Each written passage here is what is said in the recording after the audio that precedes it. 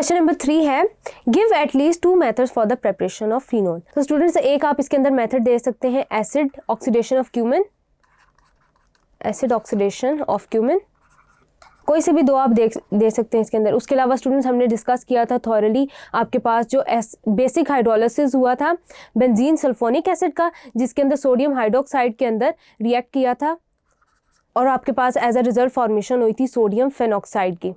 Sodium phenoxide ion की basic hydrolysis of benzene sulphonic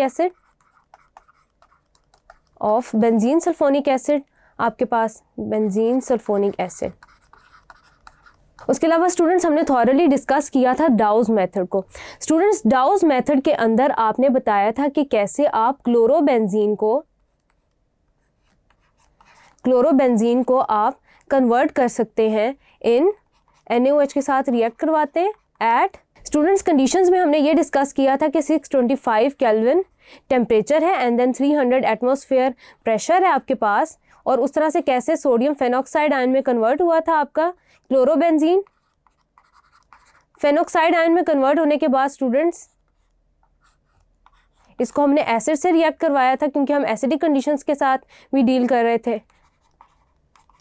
HCl के साथ स्टूडेंट्स रिएक्ट करने पर इसने जनरेट किया फिनोल। सो स्टूडेंट्स आप इसके अंदर कोई भी इस तरह का मेथड दे सकते हैं जो कि आपको सूटेबल लगता है।